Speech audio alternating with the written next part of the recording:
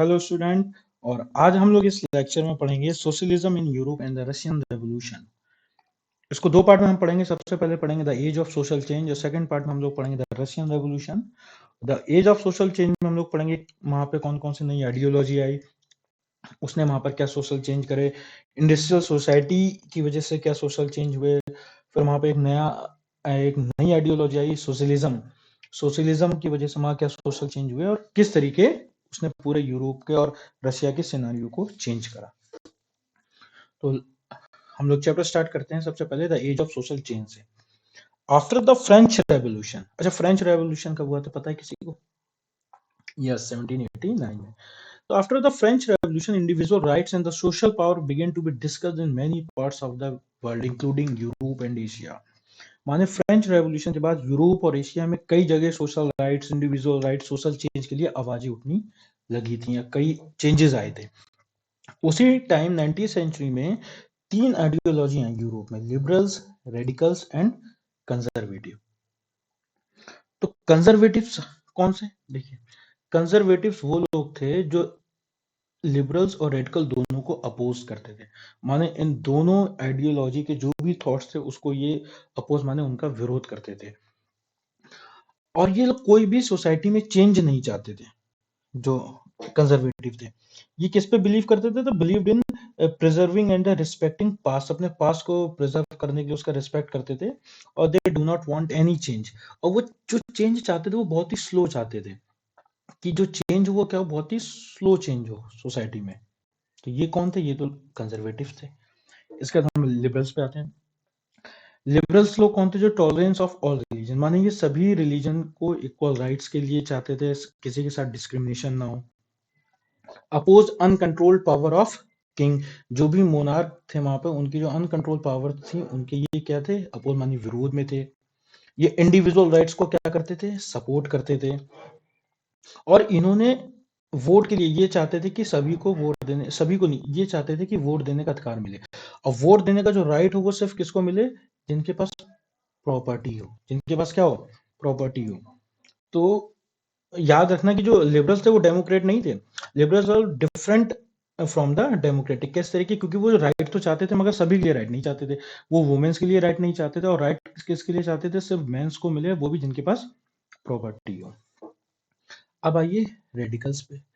Radicals वो थे जो गवर्नमेंट जो चाहते थे, radicals want government based on the majority, कि गवर्नमेंट किस पे बने? मेजॉरिटी पे बेस्ड बने। और वो चाहते थे जो उस टाइम के जो बड़े बड़े जो लैंड ओनर्स थे, कैपिटलिस्ट थे, उनके पास जो प्रिविलेज मिलते थे उनको वो प्रिविलेज नहीं मिलने चाहिए। ठीक है। Many of them also support women suffragette movement. माने इसका मतलब समझे? इसका मतलब होता है वुमेन को वोट का राइट। मतलब जो रेडिकल्स थे वो क्या चाहते थे? वुमेन्स को भी राइट का वोट ऑफ राइट मिले। ये प्राइवेट प्रॉपर्टी को क्या करते थे? सपोर्ट करते थे। प्राइवेट पार्टी को तो सपोर्ट करते थे मगर ये नहीं चाहते थे कि सिर्फ फ्यू हैंड्स में ही जो प्रॉपर्टी है उसका कंसंट्रेशन हो, मतलब सभी के पास हो। तो ये थे हमारी तीन आइडियोलॉजी। इसके बाद हम लोग पढ़ेंगे अब industrial society and social change की, किस तरीके इंडस्ट्रियल सोसाइटी ने वहां पे सोशल चेंजेस करे। तो सभी को पता है कि सबसे पहले इंडस्ट्रियलाइजेशन कहाँ आया था? बताओ। यस, यूरोप में आया था। तो जब इंडस्ट्रियल रेवोल्यूशन आया तो इंडस्ट्रियल रेवोल्यूशन ने कई कंट्रियों की सोशल और इकोनॉमिक लाइफ को क्या करा? चेंज करा। अब वो चेंज कैसे करा? वो चेंज करा वहां पे न्यू सिटीज बनने लगे, इंडस्ट्रियल रेवोल्यूशन आया। तो जितने भी जब नए सिटीज बनने लगे, इंडस्ट्रियल लगने लग गई, तो जो भी उस टाइम मैन वुमेन चिल्ड्रन थे वो सब क्या हो गए थे? फैक्ट्री में आके काम करने लग गए थे। सभी लोग फैक्ट्रियों में आ गए थे। तो सबसे पहले तो सोशल और इकोनॉमिक लाइफ चेंज आया। जो मैन वुमेन सभी लोग थे वो कहाँ गए? फैक्ट्रीज में, in the search of work. मगर इसका क्या हुआ? एक इम्पैक्ट बहुत गलत पड़ा, माने इससे कई प्रॉब्लम फेस करनी पड़ी यूरोप को। और सबसे पहली प्रॉब्लम क्या हुई? जो लेबर्स थे, long working hours with low wages. याद रखना, जो लेबर्स के लिए जो वर्किंग आवर्स थे वो क्या थे? बहुत ज्यादा थे। और वेजेस बहुत उनको क्या मिलता था उस टाइम? लो। तो long working hour with low wages. इसके बाद क्या हुआ? सेकंड प्रॉब्लम क्या, कि जब एकदम से टाउन बनने लगे तो उनके सामने क्या प्रॉब्लम आई? हाउसिंग की प्रॉब्लम आ गई, कि इतने सारे लोग जो थे एकदम मूव करके शहरों की तरफ आ गए। तो सबसे पहले प्रॉब्लम किनकी आई? उनकी हाउसिंग की प्रॉब्लम आई। दूसरी क्या आई, जब इतनी सारी भीड़ एक साथ शहरों में आ गई तो सैनिटेशन की प्रॉब्लम आ गई, क्योंकि जो नए शहर थे वो इतनी भीड़ के लिए, इतने लोगों के लिए अरेंजमेंट के लिए वो पूरी तरीके से तैयार नहीं थे। तो जब बहुत सारी भीड़ आई तो उसके साथ काफी प्रॉब्लम आई, सैनिटेशन की प्रॉब्लम आने लग गई। उसके बाद क्या हुआ कि ड्यू टू लेस डिमांड, वहां पे डिमांड क्या थी, कम थी, और जिसकी वजह से क्या बढ़ गया एकदम से अनएम्प्लॉयमेंट, क्योंकि लोग तो खूब आ गए वहां पर काम करने के लिए, मगर डिमांड क्या थी, बहुत कम थी, तो उससे अनएम्प्लॉयमेंट हो गया। तो एक बार फिर देखो प्रॉब्लम ऑफ इंडस्ट्रियल रेवोल्यूशन क्या हुई, लॉन्ग वर्किंग आवर्स हो गए थे लेबर्स के लिए, वेजेस बहुत कम मिलता था, एकदम से हाउस की प्रॉब्लम आ गई, सैनिटेशन की प्रॉब्लम आ गई, लो डिमांड की वजह से अनएम्प्लॉयमेंट की उनको प्रॉब्लम आ गई। अब आते हैं हम लोग नेक्स्ट टॉपिक पे। नेक्स्ट टॉपिक है हमारा सोशलिज्म, कि किस तरीके सोशलिज्म आया। तो अच्छा, सबसे पहले तो सोशलिज्म क्या था। तो सोशलिज्म वो होता है, जो सोशलिस्ट थे जो सपोर्ट करते थे सोशलिज्म, जो सोशलिज्म आइडियोलॉजी थी, socialist were against the private property and support collective social interest. एक लाइन में सबसे मेन है, तो याद रखना जो सोशलिज्म का आइडिया था वो मिड 19th सेंचुरी में यूरोप में आया, और it oppose private property and support collective social interest. याद रहेगा, ये देखिए पहली लाइन में लिखा हुआ है कि प्राइवेट प्राइवेट प्रॉपर्टी के अगेंस्ट कलेक्टिव सोशल इंटरेस्ट के सपोर्ट में थे। मगर यहाँ पर क्या था, काफी डिफरेंट विजन थे, कई सोशलिस्ट आए थे तो उनके अलग अलग थॉट थे, कई डिफरेंट विजन थे। जैसे some believe in setting up the cooperative through individual initiative, जैसे रॉबर्ट ऑन है, वो कोऑपरेटिव कम्युनिटी पे बिलीव करते थे। उन्होंने क्या था कि कोऑपरेटिव कम्युनिटी बनानी चाहिए, new harmony in the Indiana. अच्छा, याद है कोऑपरेटिव कम्युनिटी किसी को भी, तो वो कोऑपरेटिव कम्युनिटी होती है जहाँ पे कई लोग आपस में मिल के काम करें, और जो प्रॉफिट हो उसको आपस में सब इंडिविजुअल इक्वल शेयर करें। जैसे ये होता है अब सपोज करो जैसे एक फैक्ट्री ऑनर और लेबर है, तो जो प्रॉफिट होता है वो लेबरों को मिलता था, नहीं मिलता था, जो फैक्ट्री ओनर थे सब प्रॉफिट उन्हीं को मिलता था। तो कम्युनिटी, कोऑपरेटिव कम्युनिटी का मतलब था कि सब लोग आपस में पैसे मिलके कोई फैक्ट्री डालें और उसका जो भी प्रॉफिट होगा वो आपस में इक्वल डिस्ट्रीब्यूट हो जाएगा। और एक बहुत बड़े सोशलिस्ट थे कार्ल मार्क्स, जिसका नाम सबने सुना होगा, और उन्हीं के साथ एक फेडरिक। इनका इनका जो रीजन था, ये लोग इन्होंने बोला कि जितनी भी इंडस्ट्रीज हैं वो सब किनके पास थी, कैपिटलिस्ट के पास थी, जो पैसे वाले लोग थे, नोबल लोग थे वहां के, सिर्फ उन्हीं का उनका कंट्रोल था। और उनका मेन कहना था जो प्रॉफिट होता था वो सिर्फ उन्हीं के ऑनर को मिलता था, ना कि कोई वर्कर को। प्रॉफिट होता किसकी वजह से था, वर्कर्स की वजह से। काम वर्कर्स करते थे, पूरे 15-15 घंटे काम वो करते थे, वेजेस कम मिलता था, प्रॉफिट होता था, मगर प्रॉफिट का जो परसेंटेज था वो वर्कर्स को ना मिलके उनके ऑनर जो कैपिटलिस्ट थे उनको मिलता था। ये लोग इसके अगेंस्ट में थे, और इसी ने वहां पर कम्युनिस्ट सोसाइटी को एक जन्म दिया था। आपने सबने सुना होगा कम्युनिस्ट, तो कम्युनिस्ट सोसाइटी इसी तरीके, इसी बेस पे आई थी। अब धीरे धीरे जब सोशलिज्म फैला तो लोगों को सोशलिज्म को सपोर्ट कैसे मिला, ठीक है, जब धीरे धीरे सोशलिज्म फैलने लगा तो सपोर्ट कैसे मिला। तो एक इंटरनेशनल बॉडी थी, द सेकंड इंटरनेशनल, याद रखना, द सेकंड इंटरनेशनल थी। ये एसोसिएशन किसके लिए बनी थी, ये वर्कर्स के लिए बनी थी, जर्मनी एंड इंग्लैंड में, जो उनके बेटर लिविंग कंडीशंस के लिए काम करती थी। मतलब वर्करों के जितने भी उनके लिए बेटर लिविंग कंडीशंस मिले, वर्किंग कंडीशंस मिले, उनके लिए काम करती थी।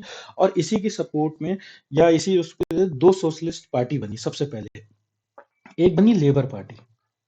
लेबर पार्टी कहाँ बनी, किसी को पता है, याद है, बताओ किसी को भी याद हो। तो लेबर पार्टी बनी थी कहाँ पर, इंग्लैंड में, याद रखना। और एक बनी सोशलिस्ट पार्टी, ये किसी को याद है, किसी को भी, कोई बात नहीं, ये बनी थी जर्मनी में, याद रखना। दो पार्टियां बनी थी, एक बनी थी लेबर पार्टी इंग्लैंड में, और सोशलिस्ट पार्टी का बनी जर्मनी में बनी थी। और ये क्या थी, एक तरीके से सोशलिस्ट ट्रेड यूनियन थी, और जो उन्हीं के लिए, जो लेबर्स के better living and working conditions के लिए काम करते थे। अब यही सोशलिज्म धीरे धीरे रशिया में किस तरीके आया, ठीक है, रशिया में किस तरीके आया। अच्छा, रशिया में किस तरीके आया, तो रशिया में आने के लिए हम पहले रशियन एम्पायर के बारे में थोड़ा पढ़ लें। जैसे आप लोगों को पता होगा फ्रेंच रेवोल्यूशन के टाइम फ्रेंच में किस डायनेस्टी का रूल था, बूरबन फैमिली का था। तो रशियन में किसका था, याद है, किसी को भी पता होगा। तो रशियन में था, वो थे रोमोनो। और इस डायनेस्टी के जो रूलर थे उन्हें क्या कहा जाता था, जार। और इस टाइम रशिया में कौन था? जार निकोलस सेकंड का रूल था, याद रखना। ठीक है। अच्छा, जार निकोलस का रूल था। अच्छा, उस टाइम जो रशिया था ना, वो आज का रशिया का नहीं था। कैसे? उस टाइम को जो रशिया था उसमें प्रेजेंट डे का जो फिनलैंड है, लिथुआनिया है, ठीक है, some part of Poland, Ukraine, Belarus, इन सब का पार्ट आता था उसमें। और जो वहाँ पे जो कहते नहीं थे, जो सोशल कम्युनिटी थी, तो जो वहाँ पे जो मेजोरिटी में थे वो थे रशियन ऑर्थोडॉक्स क्रिश्चियनिटी। उसके वहाँ पे जो कैथोलिक्स थे वो भी थे, मुस्लिम भी थे और बुद्धिस्ट भी थे। तो अब हम पढ़ते हैं सोशलिज्म इन रशिया कैसे पॉपुलर हुआ। तो सबसे पहले हम आगे इकोनॉमिक कंडीशंस पे आते हैं। तो 85% of the Russian economy was sustained by the agriculture. माने जो 85% जो इकोनॉमी थी वो किस पे बेस्ड थी? वहां पे प्राइमरी एक्टिविटी माने एग्रीकल्चर पे बेस्ड थी। इसका मतलब वहां पर इंडस्ट्रियल रेवोल्यूशन तब तक नहीं आया था, तभी तो 85% जो पॉपुलेशन या इकोनॉमी थी उनकी किस पे बेस्ड थी? एग्रीकल्चर पे बेस्ड थी। और जो इंडस्ट्रियाज थी वो क्या थी? बहुत ही कम थी। इंडस्ट्रीज वेरी फिर बहुत ही कम थी। और दूसरी जो चीजें, जो इंडस्ट्रीज वर प्राइवेट ओन, जो भी इंडस्ट्री थी वो क्या थी? प्राइवेट की थी। और जो लार्ज फैक्ट्री थी वो अंडर गवर्नमेंट सुपरविजन होती थी। सेकंड, वहां पे वर्कर्स का क्या हाल था? Worker to be divided by skill as social group. वो सोशल ग्रुप के साथ साथ स्किल के बेस पे भी क्या थे? डिवाइड थे। स्किल के बेस पे कैसे डिवाइड थे? जो मेटल फैक्ट्रीज में या जो मेटल वर्कर थे ना, उनको मोर स्किल्ड लेबर माना जाता था, उनको इज्जत ज्यादा दी जाती थी, और बाकियों को इतनी ज्यादा इज्जत नहीं दी जाती थी। पीजेंट की वहां पे क्या कंडीशन थी ये देखिए। तो peasants were the next social group who cultivated land on by the nobility and Orthodox church. वहां पे क्यों? क्योंकि जितनी भी जो मतलब एक तरीके से जो वहां पर लैंड थी, मोस्टली पे कंट्रोल किनका था? वहां पे नोबल्स का, मतलब नोबिलिटी और ऑर्थोडॉक्स चर्च का वहां पर कंट्रोल था। जमीन उनकी होती थी, मगर काम कौन करते थे उनकी जमीनों पे? पीजेंट। ठीक है, और प्रॉफिट भी ना मिलता था उन्हें। Peasant were divided along the religious line but United against nobility. वो रिलीजियस बेस पे तो डिवाइडेड थे, मगर वो नोबिलिटी और ऑर्थोडॉक्स के अगेंस्ट क्या थे? यूनाइटेड थे। क्यों? क्योंकि चाहे जैसे भी वो दोनों लोग सोशल तो उनका वही करते थे, तो वो आपस में क्या थे? यूनाइटेड थे इन लोगों के अगेंस्ट। और रिलीजियस में क्या थे? डिवाइड थे। नेक्स्ट पे आते हैं।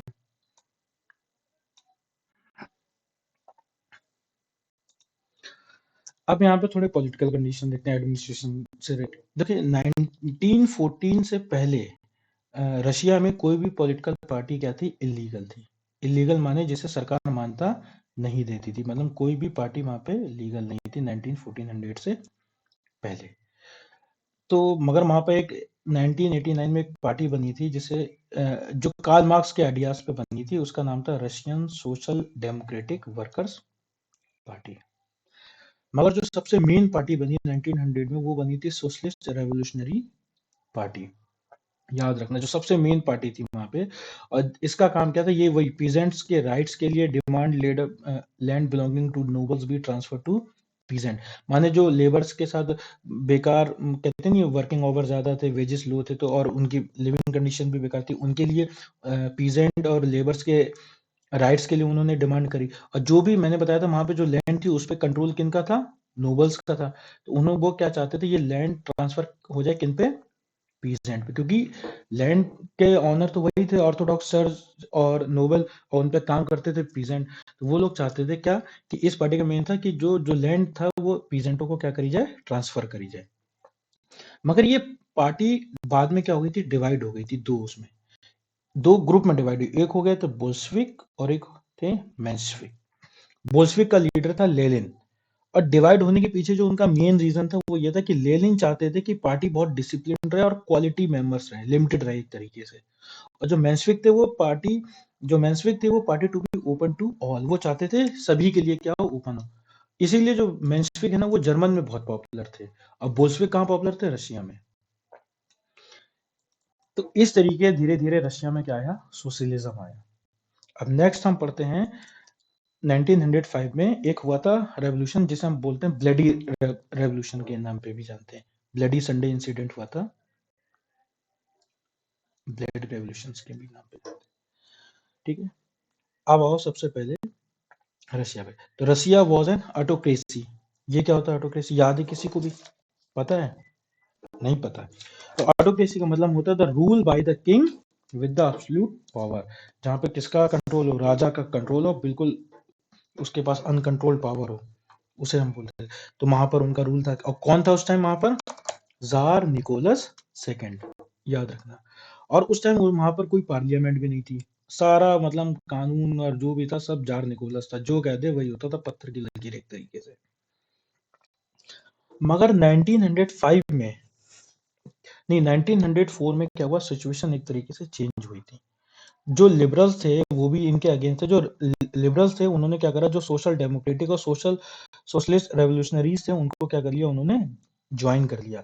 And they demanded a constitution, और वो किसकी डिमांड करने लगे? कॉन्स्टिट्यूशन की डिमांड करने लगे। तो वो तो डिमांड कर ही रहे थे, और उसके अगेंस्ट एक पैरेलल एक क्या हुआ 1904 में, एक तरीके से रशियन वर्कर्स के लिए एक वर्स्ट वो ईयर था। किस तरीके का कि उस टाइम क्या था, जो प्राइस ऑफ एसेंशियल गुड्स थे वो क्या हो गया, increase with decline in wages. जो एसेंशियल गुड्स के प्राइस थे वो क्या हो गए, वो तो बहुत ज्यादा एकदम से बढ़ गए। उनका जो वेजेस था वो क्या हो गया, एकदम से कम हो गया। तो उधर देखो दो पैरेलल चीज थी। क्या जो लिबरल्स थे वो किसके साथ आ गए थे, सोशल डेमोक्रेट्स और सोशलिस्ट रेवोल्यूशनरीज के साथ आ गए थे, और किसकी डिमांड कर रहे थे वो, कॉन्स्टिट्यूशन की।